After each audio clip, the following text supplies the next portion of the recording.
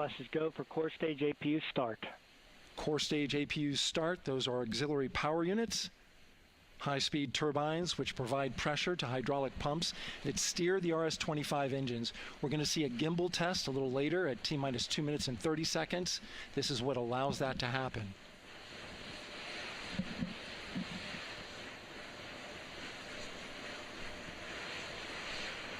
Coming up in about 20 seconds, we're listening for go for purge sequence 4. That's a helium purge of the 4 core stage engines downstream of the propellant valve. This gets all the air and moisture out of there.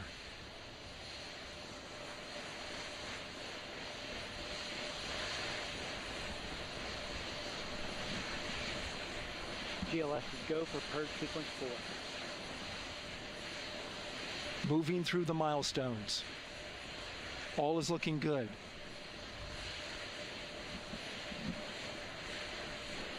Coming up in just a few seconds, we're going to get that thrust vector control actuator test.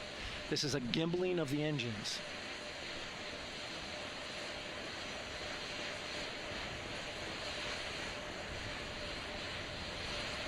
There are the 4 RS-25s, 3 of them shuttle heritage, 1 of them built from shuttle parts. And there you see them moving.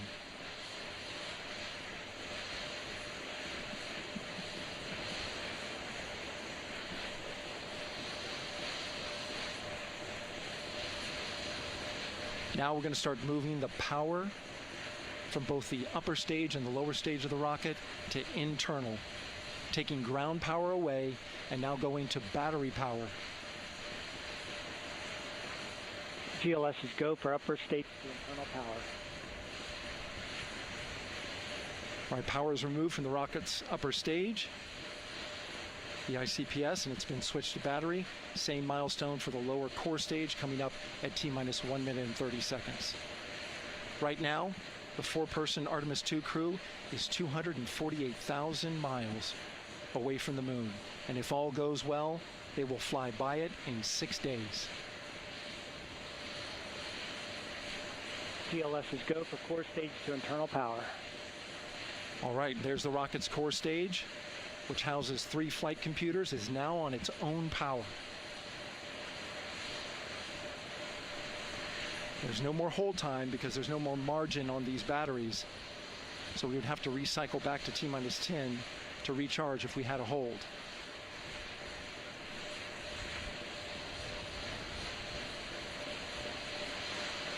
One minute. Right now, the rocket does not know what the T0 is, but coming up at T-minus 33 seconds, control shifts from the ground launch sequencer to the rocket's onboard autonomous launch sequencer, or ALS. The rocket will count itself down, but honor any holds that could come from the ground. Now, shortly after liftoff, Houston will take control of the rocket, and my colleague Gary Jordan will take over commentary. GLS is go for ALS. Great call out. The rocket is on its own. 4 brave explorers ready to ride the most powerful rocket NASA has ever launched. Sound suppression water is flowing. 15. And here we go. 10, 9, 8, 7. RS-25 engines lit. 4, 3, 2, 1. Booster ignition. And liftoff. The crew of Artemis II now bound for the moon. Humanity's next great voyage begins. Good roll pitch. Roger, roll pitch. Houston now controlling the flight of integrity on the Artemis II mission around the moon. Integrity, AMT high. AMT high. On time passing 30 seconds into the flights. Integrity passes the alternate MECO. Target milestone. Mission Control Houston seeing good performance on the 4 main engines. Space Launch System core stage. Integrity, 3 miles in altitude. Traveling more than 1,200 miles per hour.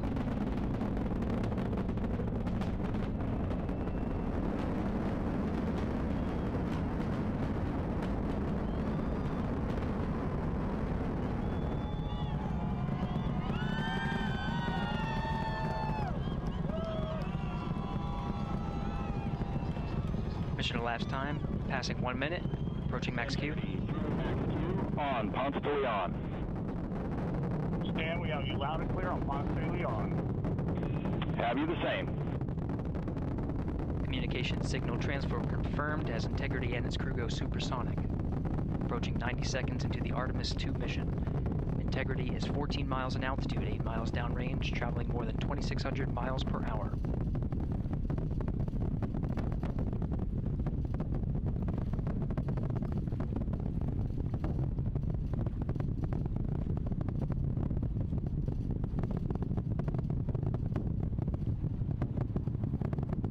Minute 50 seconds of mission elapsed time, standing by for main engine throttle down to 85%, ahead of solid rocket booster separation, expected at the 2-minute 9-second mark.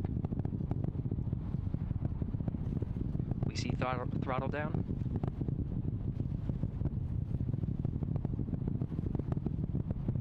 Confirmed separation. Main engines throttling up, guidance converged.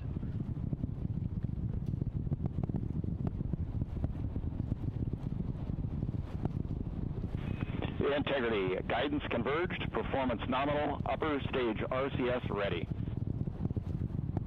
Copy all, Stan. Integrity, SM priming complete. SM priming complete. 2 minutes 45 seconds of mission elapsed time into the Artemis 2 mission. Thrusters on Integrity and upper stage confirmed in a ready state, ahead of service module fairing separation.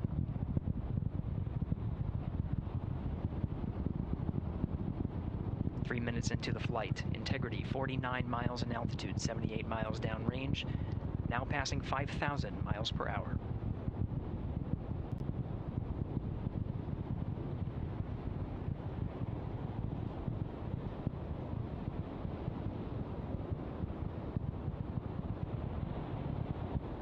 Standing by for launch abort system jettison. Houston Integrity, good last jettison, great view. Copy jettison, Team Eco 8+02. We see the same on board, Stan. And Houston has you loud and clear on TDRS at the Kármán line. Outstanding, Stan, we have you the same. 3 minutes 50 seconds into the flight of Artemis 2, Wiseman, Glover, Cook, and Hansen cross the boundary to space with good comm checks. GPS signals acquired after last jettison now working on internal checks to verify accuracy. Flight Dynamics Officer analyzed the time of main engine cutoff, confirmed at 8 minutes 2 seconds, time of MECO.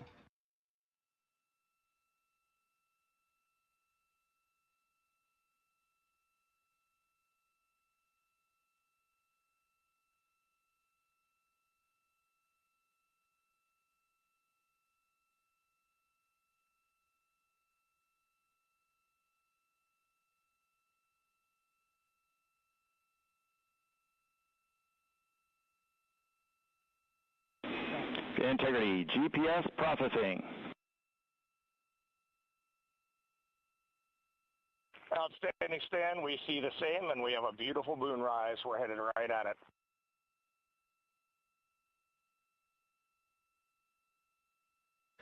Approaching 5 minutes into the flight, Commander Reed Wiseman confirms he has visuals of his destination. GPS guidance, navigation, and control software finishes internal checks and sends to navigation channels. Integrity, 3 engine press.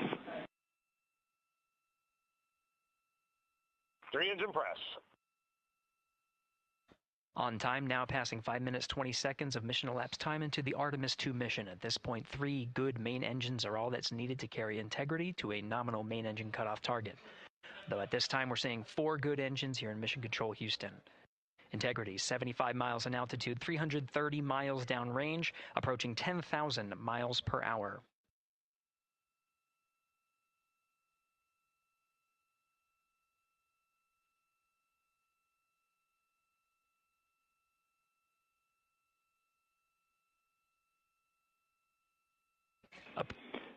Integrity, looking good at 6 minutes. Same on board, Stan. good trajectory, and engine performance. Booster officer will soon report the shutdown plan to Flight Director Judd Friedling, expected at the 7-minute mark. Integrity, 78 miles in altitude, 460 miles downrange. Integrity, expect nominal shutdown. Integrity copies nominal shutdown.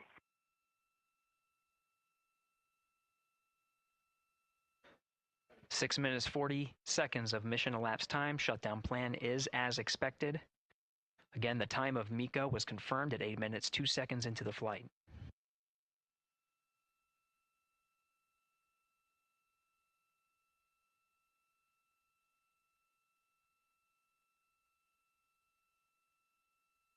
Seven minutes of mission elapsed time.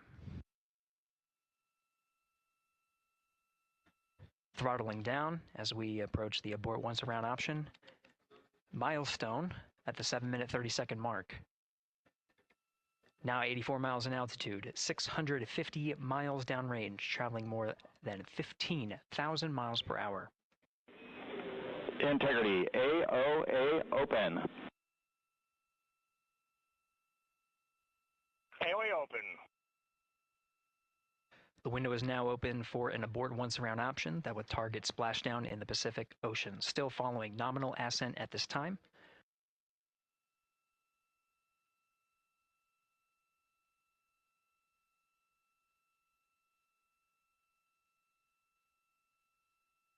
About 10 seconds remaining until the main engine cutoff of the Space Launch System core stage. Standing by for confirmation of MECO and core stage separation.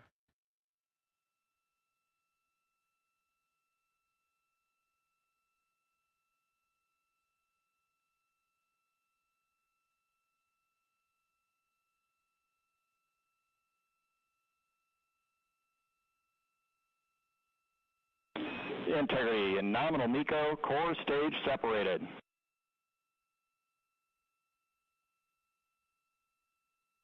We see the same on board, Stan.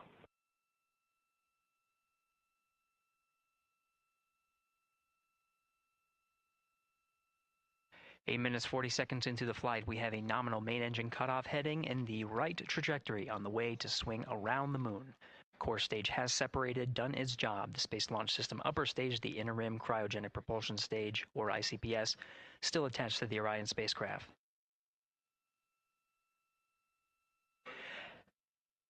Nine minutes of mission elapsed time. Integrity crew of Reed Wiseman, Victor Glover, Christina Cook, and Jeremy Hansen now in orbit around the Earth at the beginning of their journey to the moon.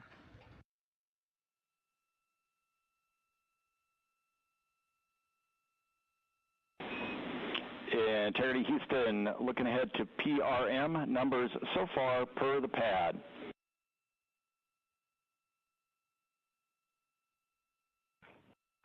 Copy that, Stan. Numbers for the pad.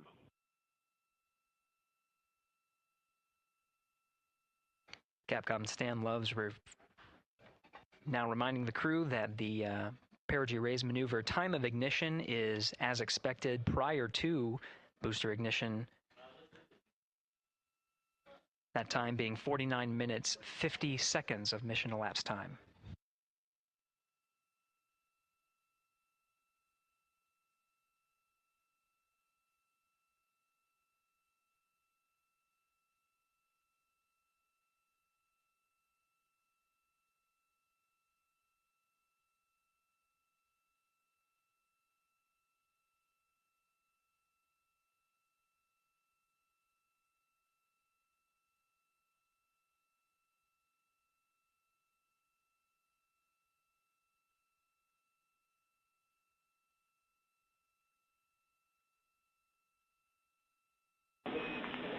Integrity, good. NEDS deploy.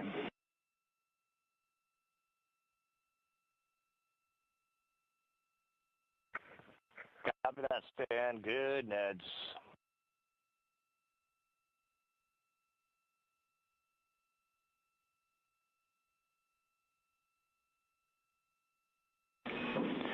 And Integrity Houston for PWD setup. Just a reminder, halfway open on the secondary.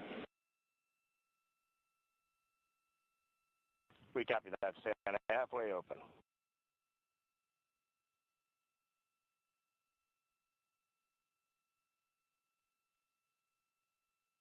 Passing 11 minutes of mission elapsed time. Here, overhearing the conversation between Capcom Stan Love and Commander Reed Wiseman, already passing some milestones. We have a good nozzle extension deployment system. That is confirmed. Complete. We also have the visors are confirmed up. Now past the dynamic phase of flight, that is ascent. Their launch and entry suits that provided them an extra layer of protection. Now not as needed. They're going to raise those visors. And later in today's mission, they will begin to egress or get out of the suits to begin some of their initial tasks of activating some of the systems aboard in the Integrity spacecraft.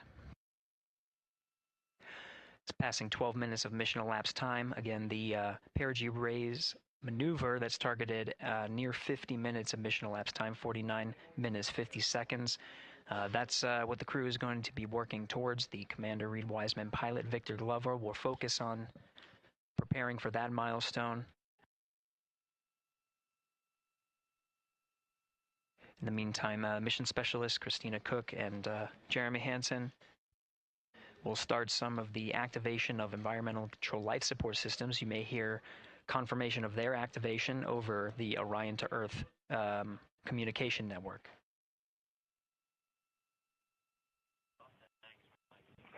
Houston, C3 aux power back in auto. Copy C3 aux, and we're 2 minutes to maneuver.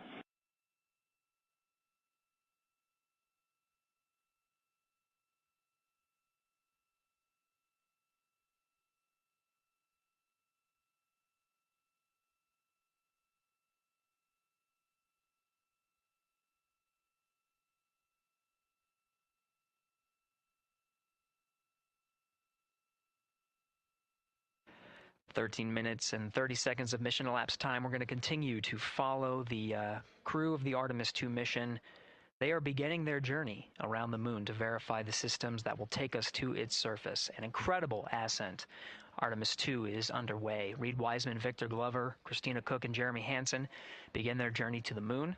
Still milestones to come up as we await solar array deploy and the critical burns that will get Integrity into high Earth orbit around the Earth before engines are fired to get us around the moon. We'll keep tabs on Integrity and its crew from here in Mission Control Houston. But for now, we're going to send it back to you, Megan and Nicole at the Kennedy Space Center. Very jealous to hear how the launch experience was over on the Space Coast. Yeah, Gary, if people are just joining us, welcome back to the Space Coast, where we just saw Artemis 2 lift off 14 minutes ago. And wow, what an amazing launch, and an emotional one, too. As soon as the rocket lifted off, Nicole, you had tears in your eyes, I had tears in my eyes, and we had all these people around us cheering. It was amazing. Yeah, the energy was wonderful. I mean, it was a beautiful launch.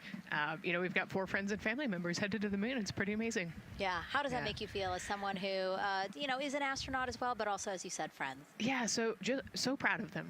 You know, man, we don't have the words in the English language to describe this kind of an event, and pride, love, so many emotions. You know, they are truly breaking some barriers, and hopefully, you know, as Gary just said, they've got a long day ahead of them, so wishing them well on everything. But so far, what a beautiful launch to watch. Yeah, to be returning to the lunar orbit in more than 50 years.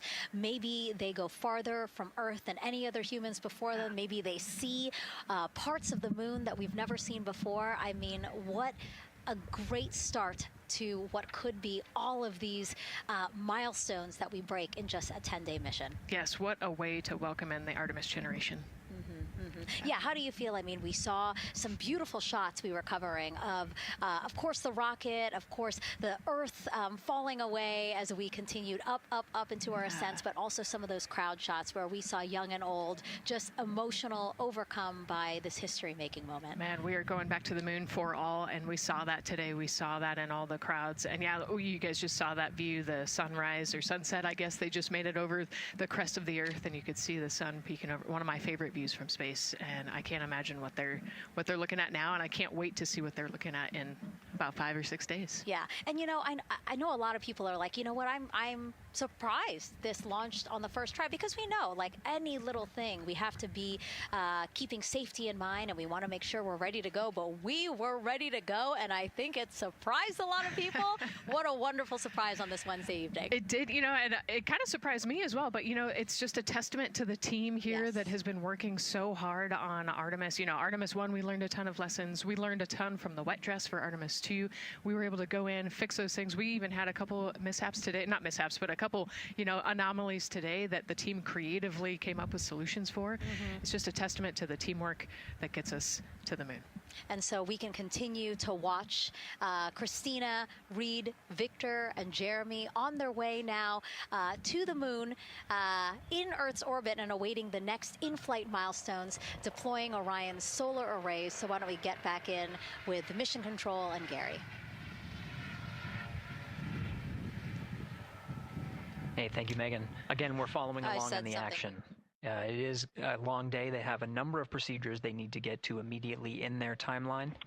And Integrity Houston, cross-tie is on board per the ETSI-DEM. We copy, Houston. Thank you.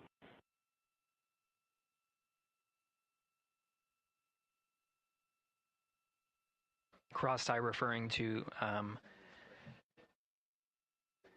flight controllers here initiating a connection between some of the batteries aboard the Orion spacecraft, allowing for an even distribution of power. This is the flight control teams that took us through ascent of the Artemis 2 mission today. Right now we're, as you see, passing 18 minutes of mission elapsed time. The Orion spacecraft integrity and the interim cryogenic propulsion system are maneuvering tail to sun. It is in this orientation, this attitude. Integrity, any words on that momentary prop caution?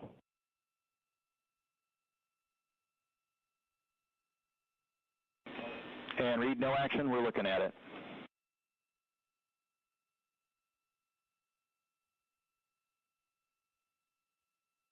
Commander Reed Wiseman verifying what is being routed to his displays aboard integrity.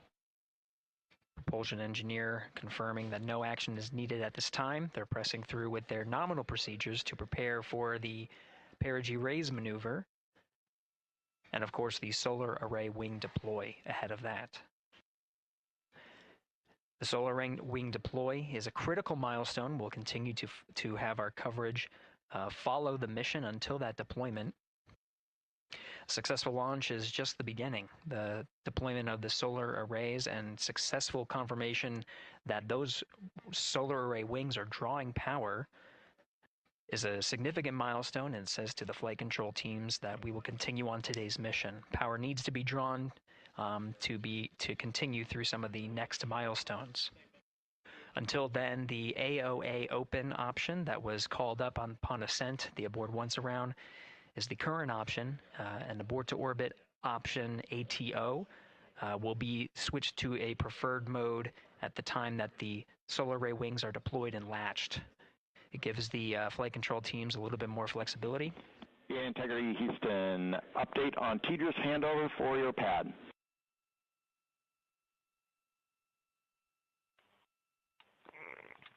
Give us just 1 minute.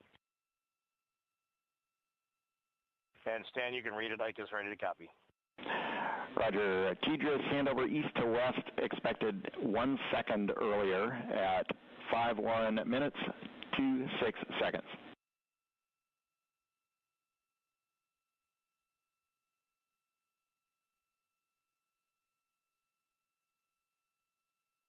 All right, Stan, we copy 1 second earlier for 5126 TDRS east to west, and saws are starting to deploy. Thermal knives are firing. We concur. Thanks for the report.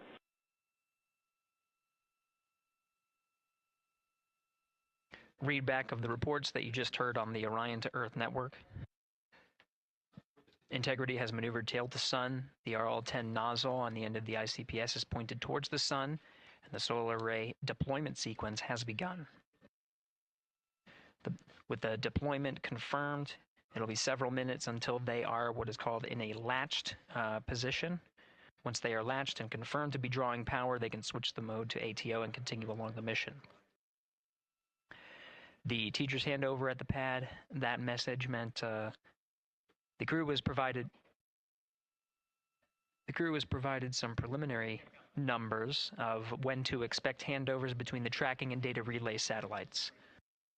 Currently orbiting Earth at an altitude of 545 statute miles above the Earth, they are in a near-Earth network communication system. The tracking and data relay satellites, geosynchronous satellites that are stationed about 23,000 miles above the Earth. After the apogee rays burn, that occurs later today, the burn itself will put them in an altitude that surpasses the range of the tracking and data relay satellites, and they will transition to the deep space network today. And Integrity, for prop messages, we see 2 temperature measurements right near the line. It's that momentary message you saw earlier. We're going to suppress those. It's CM helium heater 2 T1 and heater 1 T1. They're going suppressed. Integrity, thank you. We see the same.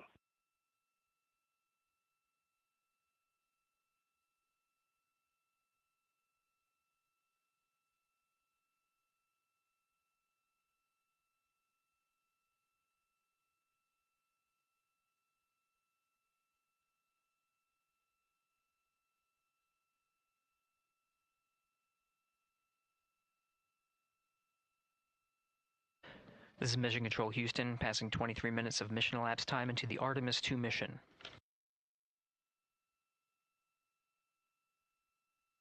This is after a launch that began at 5:35 and 12 seconds Central Time, 6:35 and 12 seconds p.m. Eastern Time. Right now, the orientation you're seeing from our aero visualization that translates some of the telemetry that we're getting from the spacecraft and puts it into a model so you can follow along on some of the milestones that we are following here. The RL-10 nozzle that you see at the left end of your screen, though it is currently not firing, that nozzle is pointed towards the sun, and the solar arrays are currently deploying. From this visualization, they look fully stowed in a position. Integrity, we are happy to report that Jeremy has the O2 sensors on. Copy O2 sensors.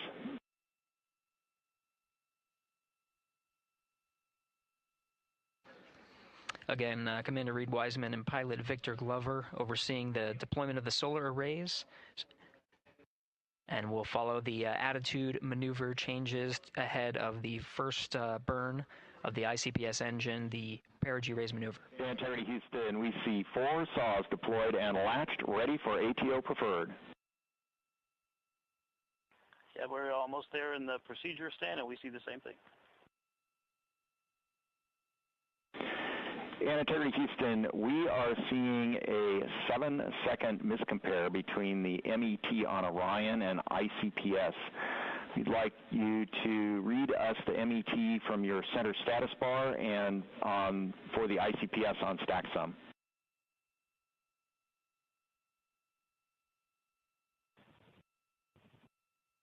And Stan, we see a absolutely precise alignment. MET 25, 14, 15, 16, precisely aligned with ICPS MET. Copy, thank you for that. We'll investigate a ground issue.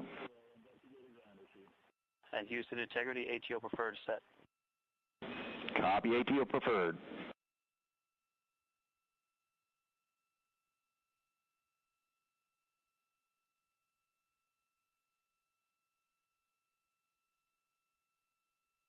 This is Mission Control Houston, 25 minutes, 45 seconds into the flight of Artemis 2. We have confirmation that all 4 solar array wings are deployed and latched. This is the configuration needed to switch to ATO preferred, which you did hear confirmed from pilot Victor Glover. That mode has been switched. There was also a discussion with Capcom Stan Love and Commander Reed Wiseman about the alignment of the MET clocks on the Orion spacecraft and the ICPS. Commander Reed Wiseman confirmed the clocks are in sync, no issues, they're going to investigate it on the ground. We're proceeding with today's mission. 26 minutes of mission elapsed time and counting.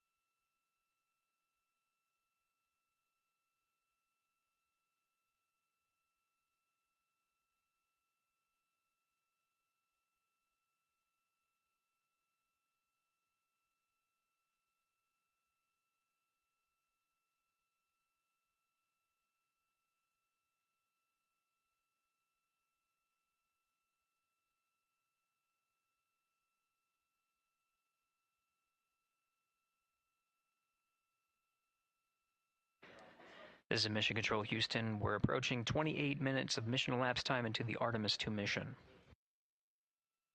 At this point, we've had a successful liftoff from the pad at 5:35 p.m. and 12 seconds p.m. Central Time, 6:35 and 12 seconds p.m. Eastern Time. We've had a good main engine cutoff, core stage separation, and a good trajectory to begin today's mission. Right now, the spacecraft has maneuvered tail to sun. We're standing by for another maneuver to maneuver into the burn attitude. This is where the RL-10 engine of the ICPS is pointed in the correct orientation for the perigee raise maneuver. We did hear confirmation that the perigee raise maneuver time of ignition has been confirmed per the pad, which means it was the predicted time prior to liftoff. Integrity for GNC, we're taking channel 1 to unfiltered and to BFS. Okay, Stan, we're watching. Go ahead.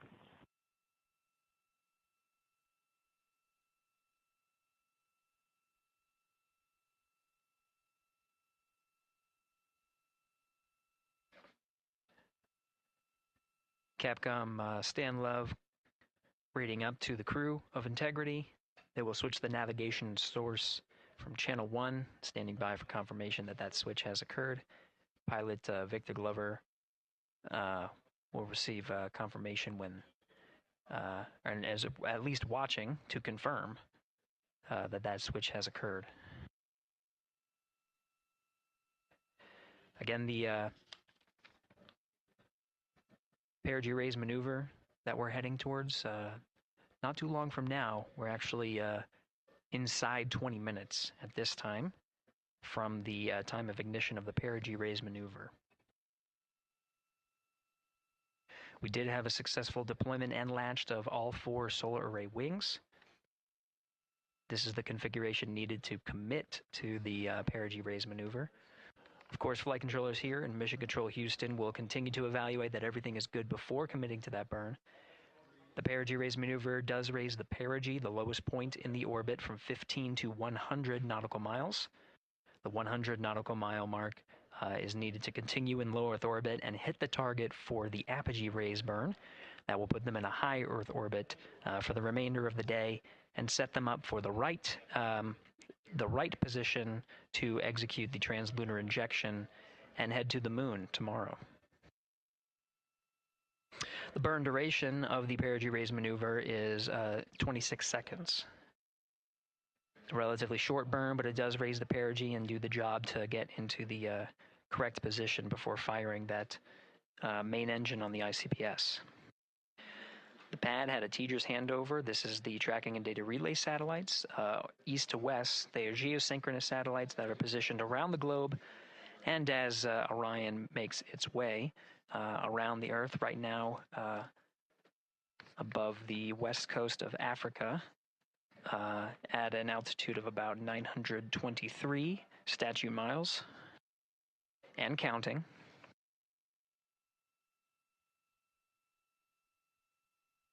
The perigee-raise maneuver is not executed at the perigee. It is rather executed on the, actually closer to the apogee. But what it does is it raises the perigee on the other end of the orbit to 100 nautical miles.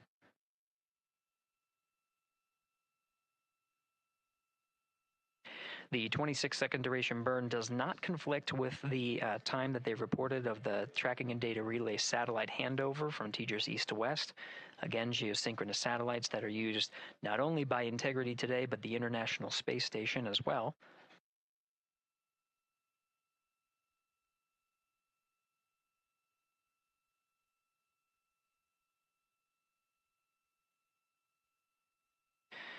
That time of handover is 51 minutes, 26 seconds. Plenty of margin before the perigee-raise maneuver cutoff happens, and the trajectory is analyzed to see whether it was a good burn. A good burn means that the burn was performed as expected and sets the trajectory on course for that 100 nautical mile perigee target mark.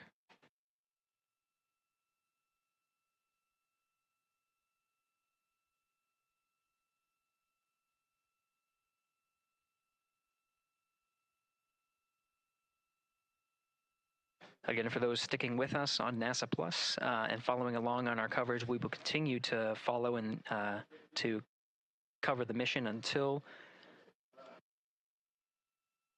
actually, we'll continue to cover the mission 24/7.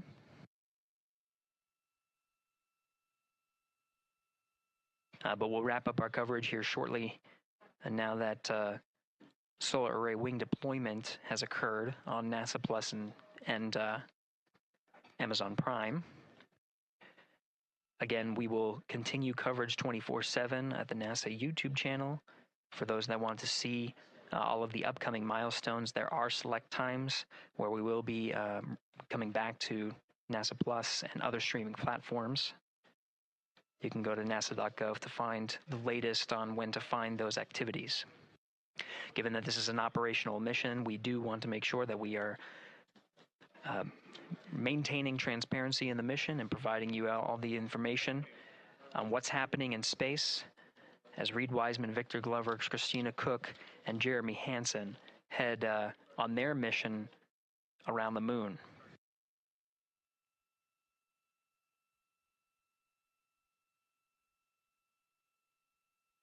Inside Integrity at this time, again, the solar array wings have deployed. The Integrity is maneuvering to its burn attitude ahead of the execution of the perigee-raise maneuver. Overseeing these steps is primarily done by Commander Reed Wiseman and pilot Victor Glover. Mission specialists Christina Cook and Jeremy Hansen focusing on some of the system activation inside of Orion, namely the environmental and control and life support systems. The activation and checkout of some of these critical systems are very important to continuing on the mission, making sure that those systems are